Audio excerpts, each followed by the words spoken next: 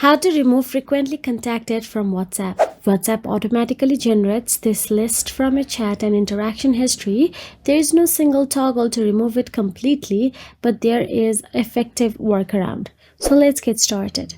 First of all is clear the chat history of contacts. Open the WhatsApp app on your mobile device and just make sure that you are logged into your WhatsApp account.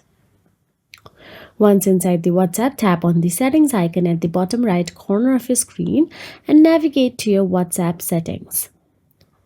Then again, inside settings, all you have to do is scroll and tap on the chats option available in there. Once you tap on the chats, you will get to see clear all chats at the bottom. Simply tap on it and clear it all and restarts the WhatsApp. The list refreshes automatically and deleting chat removes all messages from the contact. If you found this video helpful, please like, share and subscribe, and thank you so much for watching.